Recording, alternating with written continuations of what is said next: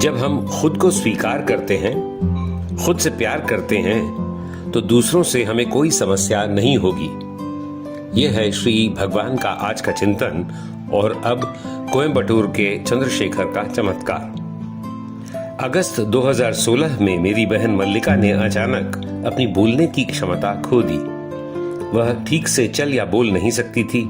जब हमने पास के एक अस्पताल में एक डॉक्टर से परामर्श किया तो हमें पता चला कि वह स्ट्रोक से लकवाग्रस्त थी। उसे जीएच कोयम्बटूर में 1 सप्ताह के लिए भर्ती कराया गया और फिर पीएसजी अस्पताल में स्थानांतरित कर दिया गया। वहां एक न्यूरोसर्जन ने निदान किया कि उसे ब्रेन ट्यूमर है। वहां से उसे ब्रेन बायोप्सी के लिए खोपड़ी पर एक छेद करके केएमसीएच में स्थानांतरित कर दिया गया।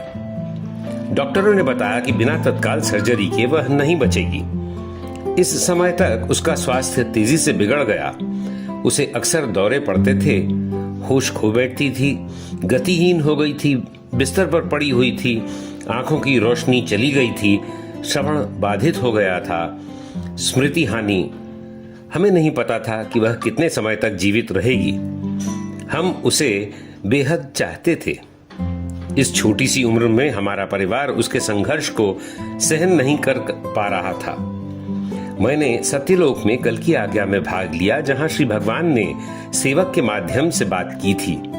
भगवान ने मुझसे कहा, उसने इस शरीर का उपयोग करके बहुत सेवा की है, इसलिए उसकी रक्षा की जाएगी। उसके बाद हमें त्रिवेंद्रम में स्नायिक विज्ञान के लिए एक अस्पताल के बारे में पता चला। जब हम वहां गए तो अस्पताल के बिस्तरों की कमी के कारण हमें बाहर रहना पड़ा। उस सुस्त और मंद प्रकाश वाले होटल के कमरे में श्री भगवान प्रकट हुए और मेरी बहन पर एक दैविक सर्जरी की।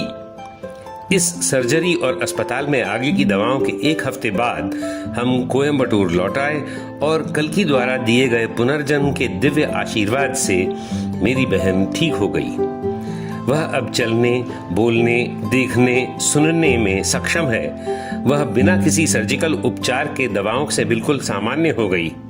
वास्तव में वह भगवान का एक जीवित चमत्कार है। मेरे सबसे प्यारे भगवान, मेरे प्यारे कल्कि। तब से 5 साल हो गए हैं। अम्मा और भगवान हर पल उसकी रक्षा कर रहे हैं। हम अपने प्यारे कल्कि के बेजोड़ प्यार और अपने परिवार के प्रति अत्यधिक परवाह के लिए उनके आभारी हैं। कल्कि के दिव्य कमल चरणों में हमेशा और हमेशा के लिए सेवा में। अनंत कोटि प्रणाम कल्कि।